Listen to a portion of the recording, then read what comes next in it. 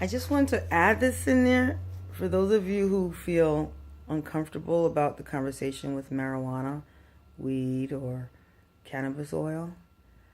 Imagine, imagine the poison that is in chemotherapy. All the poison. Chemotherapy was leftover um, gas or some kind of toxic, uh, whatever it was, some kind of toxic. You know what? Let me find that out for you because it's some kind of toxic fluid that we use, bomb fluid that were used during the World War I and World War II that they had left over, and it didn't know what to do with it.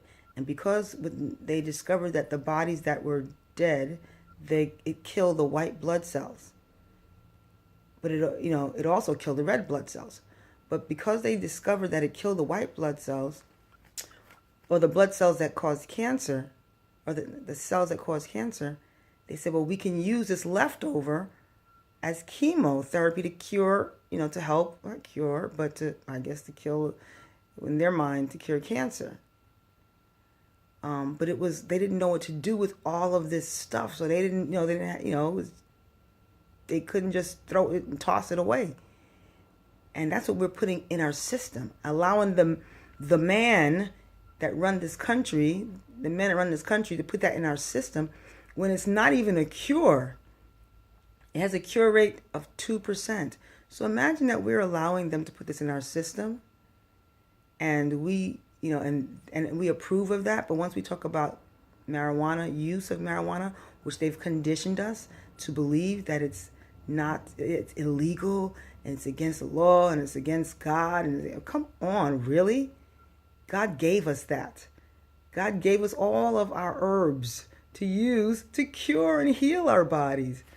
Imagine I was in the dark with this information for so long because I was trained and taught by this country what was right and what was wrong. What was right and what is wrong.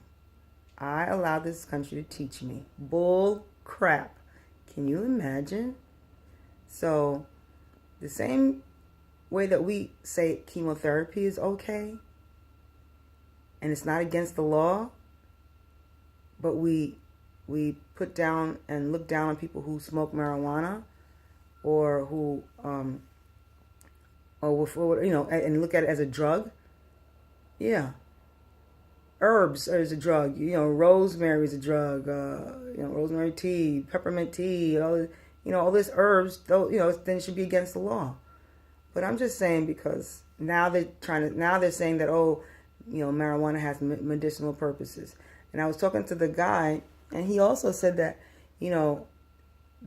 during slavery, that's when they made it, or during that time they made it illegal because that was something that I'm not even gonna go into it because I can't remember how he said it exactly, but it was a difference between them, picking cotton and the marijuana that was growing and something. But you know what? I'm gonna look into that. I'm gonna do my research. So I'm just saying this to say that if we could look at chemotherapy and say it's okay, it's not against the law, it's approved by the man of this country who tells us what to do and uses it and kills us, then, you can smoke your marijuana, a clean bunch of herbs that'll help to kill cells and help with the pain and aches and pains. Funny thing, I'll tell you this, my mom was actually, when I did the cannabis oil, I had told my mom's home attendant, and she was like, your mom was looking for some. I was like, no way.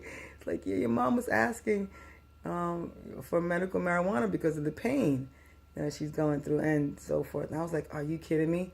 Tell her I got just a thing for her. So I couldn't reach her in the other way, but if I tell her I have that cannabis oil, which will help her with her pain, and I know how to get my hands on some stuff, she might see me a little bit differently now, because I agree.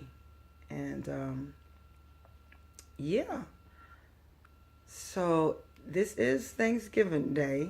It is Thanksgiving.